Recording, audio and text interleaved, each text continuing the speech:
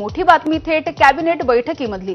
राज्यामध्ये मुख्यमंत्री समृद्ध पंचायत राज अभियान हे राबवलं जाणार आहे आणि राज्य मंत्रिमंडळाच्या बैठकीमध्ये हे अभियान राबवण्यासाठी आता मंजुरी देण्यात आली आहे। ग्रामपंचायत, पंचायत समित्या आणि जिल्हा परिषदेला आता प्रोत्साहन दिलं जाईल। अत्युत्कृष्ट काम करणाऱ्या संस्थांचा गौरव केला जाणार आहे आणि ग्रामविकास विभाग एकूण 1902 पुरस्कार सुद्धा या अभियानाच्या अंतर्गत प्रदान करणार आहे।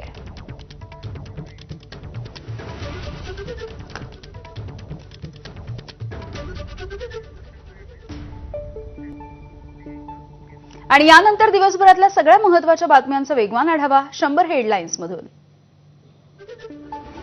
अजित पवारांच्या सोबतच्या बैठकीमध्ये कोकाटेंकडून दिलगिरी व्यक्त केल्याची माहिती। भविष्यामध्ये वादग्रस्त वक्तव्य करणार नसल्याची देखील हमी। अजित पवार यांच्या निर्णयाकडे लक्ष। लाडकी बहीण योजनेचा तब्बल 9,000 निवृत्त शासकीय कर्मचारी आणि महिलांनी लाभ घेतला। यामधल्या 1,232 कर्मचारी हे सेवानिवृत्त आहेत। हजारोंच्या पेन्शन सोबत लाडकी बहिणीचे 1,500 सुद्धा उचलत होत्या निवृत्त शासकीय महिला कर्मचारी। निवृत्त झालेल्या 1,232 महिलांनी 10 हप्ते घेतले आहेत। आतापर्यंत 12 कोटी रुपयांचे हप्ते अपात्र महिलांनी घेतले आहेत। इंदिरा गांधी पेन्शन योजनेच्या 13,000 लाभार्थ्यांनी सुद्धा घेतलाय लाडकी बहिणी योजनेचा लाभ। एकूण 13,461 महिलांकडून 2-2 योजनांचा लाभ। दुहेरी लाभ घेतल्यामुळे 20 कोटी रुपयांचा भार पडलाय। लाडकी बहीण योजनेमधल्या गैरप्रकारावरून सुप्रिया सुळे यांचा सरकारला सवाल। महिलांचे पैसे पुरुषांच्या खात्यामध्ये कसे गेले, सुळेंचा सवाल आणि या प्रकरणी एसआयटीच्या मार्फत चौकशी करणार असल्याची सुप्रिया सुळेंची माहिती। लाडकी बहीण योजनेमध्ये 4,800 कोटींचा घोटाळा हा पहिल्या टप्प्यातला। सुप्रिया सुळे यांची माहिती। नुसते आदिती तटकरे यांनी नाही तर सर्वांनीच घोटाळ्याची जबाबदारी घ्यावी, सुळेंचं वक्तव्य। नुसत्या लाभार्थ्यांचा नव्हे तर सॉफ्टवेअरपासूनही घोटाळा, सुप्रिया सुळे यांचा आरोप आहे। राज्याने श्वेतपत्रिका काढली पाहिजे, राज्य सरकार गप्प राहिलं तर लोकसभेमध्ये मुद्दा उचलणार, सुप्रिया सुळे यांचं वक्तव्य। जय जवान गोविंदा पथक नाराज। प्रताप सरनाईक यांच्या प्रो गोविंदा स्पर्धेमध्ये सहभागी करून न घेतल्यामुळे त्यांनी नाराजी व्यक्त केली आहे। आयोजकांनी राजकारण करून आम्हाला बाहेर काढल्याचाही आरोप आहे। तर उशिरा रजिस्ट्रेशन केल्यामुळे जय जवान गोविंदा पथकाला संधी दिली नाही। प्रो गोविंदा स्पर्धेच्या आयोगाचं स्पष्टीकरण आहे। गोविंदा या खेळामध्ये राजकारण न करण्याचं सुद्धा त्यांनी आवाहन केलंय। पोलीस पाळत ठेवत असल्याचा एकनाथ खडसे यांचा आरोप आहे। पत्रकार परिषदेसाठी साध्या वेशामध्ये पोलीस आले होते। खडसेंनी माध्यमांना दिला साध्या वेशामधल्या पोलिसांचा व्हिडिओ। पुणे पोलिसांच्या विरोधामध्ये बदनामीचा खटला दाखल करणार, एकनाथ खडसे यांची माहिती। पुणे पोलिसांनी पार्टीच्या प्रकरणामध्ये बदनामी केल्याचा खडसेंचा आरोप आहे। ससून रुग्णालयाचा अहवाल बदलला जाण्याची एकनाथ खडसे यांनी भीती व्यक्त केली। आपल्याला पोलीस यंत्रणेवरती संशय असल्याचं सुद्धा खडसे यांचं वक्तव्य। पहलगाममध्ये हल्ला करणाऱ्या 3 दहशतवाद्यांना कंठस्नान, केंद्रीय गृहमंत्री अमित शहा यांची लोकसभेत माहिती। सुलेमान, जिब्रान, अफगाण हे 3 दहशतवादी लष्कर-ए-तोयबाचे होते। शहा यांची लोकसभेत माहिती। हल्लेखोर दहशतवाद्यांना आम्ही भारताबाहेर जाऊ दिले नाही अशी सुद्धा माहिती त्यांनी दिली आहे। भारताच्या हल्ल्यामध्ये जैश-ए-मोहम्मदचे प्रमुख दहशतवादी मारले। अमित शहा यांनी लोकसभेमध्ये वाचून दाखवली मारल्या गेलेल्या दहशतवाद्यांची यादी। तर आम्हाला खऱ्या अर्थानं न्याय मिळालाय। पहलगाम दहशतवादी हल्ल्यामध्ये शहीद झालेल्या संतोष जगदाळे यांच्या पत्नी प्रगती जगदाळे यांची दहशतवाद्यांना कंठस्नान घातल्याच्या नंतर प्रतिक्रिया।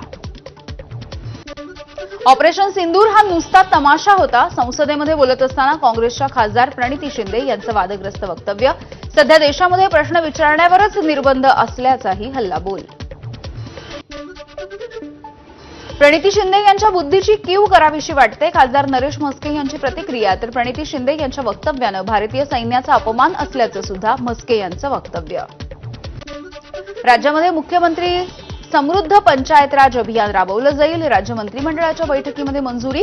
ग्रामपंचायत, पंचायत समिती आणि जिल्हा परिषदेला प्रोत्साहन दिलं जाईल। ग्रामविकास विभाग एकूण 1902 पुरस्कार देणार। राज्य मंत्रिमंडळाच्या बैठकीमध्ये महिला बुद्धिबळ विश्वचषक विजेत्या ग्रँडमास्टर दिव्या देशमुखचं अभिनंदन। मुख्यमंत्री, उपमुख्यमंत्र्यांसह मंत्रिमंडळामधल्या सदस्यांकडून अभिनंदनाचा ठराव मंजूर। मुंबई महानगरपालिका निवडणुकीसाठी मनसेमधल्या फेरबदलांचं सत्र सुरूच आहे. मनसे शाखाध्यक्ष सुद्धा आता बदलले जातील. आजपासून मनसेची केंद्रीय समिती शाखाध्यक्षांच्या कामकाजांचा आढावा घेणार आहे. शेतकरी कामगार पक्षाचा 2 ऑगस्टला पनवेलमध्ये 78वा वर्धापन दिन. या मेळाव्यासाठी मनसेचे अध्यक्ष राज ठाकरे उपस्थित राहणार. नागपूरच्या एका बारमध्ये शासकीय फाईल्स घेऊन बसलेला एक व्हिडिओ व्हायरल झाला. यानंतर पोलिसांनी सीसीटीव्ही ताब्यात घेतलाय. वरिष्ठ पातळीवरती याची चौकशी सुरू असल्याची एबीपी माझा सूत्रांची माहिती. वसई विरार शहराचे माजी आयुक्त अनिल कुमार पवार यांच्या घरावरती ईडीची छापेमारी. डम्पिंग ग्राउंडवरती उभारण्यात आलेल्या 41 अनधिकृत इमारतींच्या प्रकरणी 12 ठिकाणी छापे. सूत्रांची माहिती. वसई विरार महानगरपालिकेचे माजी आयुक्त अनिल कुमार पवार यांची सुद्धा ईडीकडून चौकशी. शासकीय निवासस्थानी घेऊन येत त्यांची चौकशी करण्यात आली आहे. करुणा मुंडे यांनी धनंजय मुंडेंच्या विरोधामध्ये दाखल केलेल्या याचिकेवरती पुढील सुनावणी ही 16 ऑगस्टला होईल. धनंजय मुंडे यांनी विधानसभा निवडणूक शपथपत्रामध्ये खोटी माहिती दिल्याची करुणा मुंडे यांची तक्रार आहे. संजय राऊतांनी नितेश राणेंच्या विरोधामध्ये दाखल केलेल्या मानहानीच्या प्रकरणामध्ये 11 ऑगस्टला पुढची सुनावणी आहे. आजच्या सुनावणीच्या वेळी नितेश राणे यांनी कोर्टामध्ये हजेरी लावली होती. शेतकऱ्यांच्या कर्जमाफीसाठीचे पुढचं आंदोलन आता मुख्यमंत्र्यांच्या नागपुरामध्ये केलं जाईल. बच्चू कडू यांची घोषणा.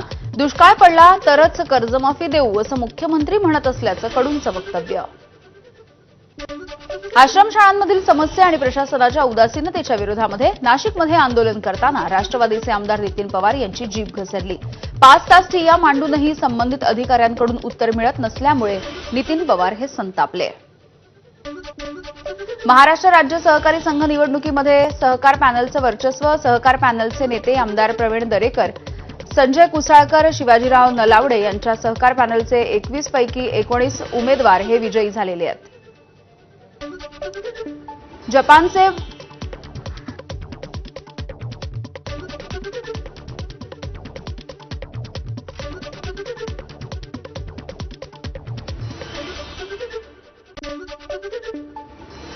जपानचे भारतामधील राजदूत ओनो केईची यांनी मुख्यमंत्री फडणवीसांची भेट घेतली आहे. वर्षा निवासस्थानी ही सदिच्छा भेट झाल्याची माहिती मिळते. पुण्यामधील वाहतूक कोंडी सोडवण्यासाठी 3ही राष्ट्रीय महामार्गाचं रुंदीकरण करावं. उपमुख्यमंत्री अजित पवार यांची केंद्रीय मंत्री नितीन गडकरी यांच्याकडे मागणी. वांद्रे खार पश्चिमेमधील काही भागामध्ये 31 जुलैला 14 तास पाणीपुरवठा बंद राहील. दुरुस्तीच्या कामासाठी सकाळी 9 वाजल्यापासून रात्री 11 वाजेपर्यंत हा पाणीपुरवठा बंद असेल. त्र्यंबकेश्वराच्या दर्शनाच्या तिकिटांचा काळा बाजार उघडकीस आल्याच्या नंतर देवस्थान ट्रस्ट अलर्ट झालाय. ऑनलाईन तिकीट विक्रीचे सॉफ्टवेअर आधार कार्डसोबत लिंक केलं जाणार आहे. एसबीआय सोबत टायअप करून देवस्थान सॉफ्टवेअर विकसित करणार आहे. सांगलीच्या 32 शिराळ्यामध्ये 23 वर्षांच्या नंतर जिवंत नागांचं दर्शन. नागदेवतेच्या संदर्भात माहिती देण्यासाठी कोर्टाच्या निर्णयानुसार केंद्रानं 21 जणांना यासाठी परवानगी दिली आहे. भिवंडी शहरामधील नाग मंदिरामध्ये पूजा करण्यासाठी महिलांची गर्दी. नागपंचमीच्या निमित्ताने नागदेवाला दूध, फूल आणि नारळ वाहून पूजा करण्यात आली. नाशिकच्या पंचवटी परिसरामधील नाग मंदिरामध्ये भाविकांची गर्दी. नागचौक मित्रमंडळाच्या वतीनं विविध धार्मिक कार्यक्रमांचं आयोजन. वर्षातून एकदा उघडणाऱ्या नागचंद्रेश्वर मंदिराचे दरवाजे काल मध्यरात्री उघडले. या मंदिराचे दरवाजे वर्षामधून फक्त एकदाच नागपंचमीच्या दिवशी उघडले जातात. चंद्रपूरमधल्या भद्रावती शहरामधल्या भद्रनाग मंदिरामध्ये भाविकांची दर्शनासाठी मोठी गर्दी. 9 फण्यांच्या नागाची मूर्ती असलेल्या 1000 वर्ष जुन्या मंदिरामध्ये दर्शनासाठी ही गर्दी होती आहे. धाराशिवच्या खामसवाडीमध्ये विजेच्या धक्क्यानं शेतकऱ्याचा मृत्यू झालाय. घरामधील कर्ता पुरुष गेल्यामुळे संसार उघड्यावरती. पालकमंत्री प्रताप सरनाईक यांच्याकडून 1 लाखांची मदत. बीडच्या दुष्काळी आष्टी तालुक्यामधील शेतकऱ्याचा खजूर शेतीचा यशस्वी प्रयोग. 1.5 एकरामधील खजुराच्या उत्पादनामधून 12 लाख रुपयांचं उत्पन्न मिळालंय. सिंधुदुर्गामधल्या तिलारीच्या घनदाट जंगलामध्ये बॉसॅनबर्गिया टिलिफोलिया या अत्यंत दुर्मिळ औषधी वनस्पतीचा प्रथमच शोध लागलाय. संशोधक संजय सावंत यांनी हा शोध लावलाय. महाराष्ट्रामध्ये या वनस्पतीची ही पहिलीच अधिकृत नोंद आहे. जागतिक व्याघ्र दिनाच्या निमित्ताने चांदोली अभयारण्य परिसरामध्ये शाळकरी विद्यार्थ्यांकडून वृक्षारोपण, पर्यावरण संवर्धनासाठी जंगल झाडं वाढवणं गरजेचं असल्याचा उपक्रम घेण्यात आला. भंडाऱ्याच्या नागझिरा व्याघ्र प्रकल्पामध्ये साकोली ते सोरखमारा या मुख्य रस्त्यावरती वाघ भ्रमंती करत असतानाचा व्हिडिओ व्हायरल झाला. एका प्रवासी वाहनधारकानं टिपलेला वाघोबाचा व्हिडिओ सध्या व्हायरल होतोय. पाटणच्या मल्हारपेठमध्ये भर वस्तीमध्ये बिबट्याचा कुत्र्यावरती हल्ला. या हल्ल्याची सगळी घटना सीसीटीव्ही कॅमेऱ्यामध्ये कैद झाली आहे. नागरिकांमध्ये सध्या भीतीचं वातावरण. अकोल्यामधील चंद्रिका नदीला पूर आलाय. अकोटमधील अमिनापूर गावाचा संपर्क तुटला. गावामध्ये येण्या जाण्याचा मार्ग सुद्धा सध्या बंद झालाय. गोंदियामधील नदी नाल्यांचा धरणाच्या पाण्याच्या पातळीमध्ये कमालीची वाढ. पुजारी टोला धरणाचे 5 दरवाजे उघडले. 5 दरवाजांमधून 3678 क्युसेकनं पाण्याचा विसर्ग. पावसामुळे नाशिक जिल्ह्यामधली धरणं तुडुंब. 14 धरणांमधून पाण्याचा विसर्ग. गोदा काठावरचे रस्ते पाण्याखाली. छोटे पूल सुद्धा पाण्याखाली गेले. रायगडमध्ये बंदीच्या काळामध्ये मासेमारी करणाऱ्या 38 बोट मालकांवरती कारवाई करण्यात आली आहे. 29 लाख रुपयांचा दंड वसूल करत 8 बोटी जप्त. शासनाकडून 2 महिने मासेमारी करण्यावरती बंदी आहे. कल्याणच्या पूर्वेमध्ये पाणी टंचाईच्या विरोधामध्ये भाजपचा रास्ता रोको. सत्ताधारी भाजपचेच कल्याण पुणे लिंक रोडवरती आंदोलन सुरू आहे. मुंबईमध्ये खड्ड्यांच्या विरोधामध्ये मनसेचं अनोखं आंदोलन. विक्रोळीमध्ये गणपतीची मिरवणूक काढून खड्ड्यांच्या भोवती बाला डान्स करत मनसेकडून महानगरपालिकेचं लक्ष वेधून घेण्याचा प्रयत्न. नाशिकच्या जिल्हाधिकारी कार्यालयामध्ये कांद्याच्या प्रश्नावरून शेतकरी आक्रमक झाले. कांद्याला हमीभाव द्यावा. चाळीमध्ये कांदा खराब होतो आहे आणि याला विमा संरक्षण द्यावं या मागण्यांसाठी आंदोलन. गडचिरोलीमधील स्थानिक कंत्राटदारांना जिल्हा विकासाची कामं मिळत नसल्याचा आरोप आहे. सुमारे 400 कोटींच्या निविदा प्रक्रियेमध्ये बाहेरच्या कंपन्यांना झुकतं माप दिल्यामुळे कंत्राटदारांचा जिल्हाधिकाऱ्यांकडे रोष आहे. खामगावमधल्या दलित तरुणाला मारहाणीच्या प्रकरणी अटकेत असलेल्या आरोपीला 3 दिवसांची पोलीस कोठडी. 2 आरोपी अद्यापही फरार आहेत. पोलीस अधीक्षकांनी ही माहिती दिली. वाशिममध्ये घर बंद असल्याची संधी साधत चोरट्यांनी 16 लाख रुपयांचा ऐवज लंपास केलाय. तिरुपती सिटी भागामधली ही घटना आहे.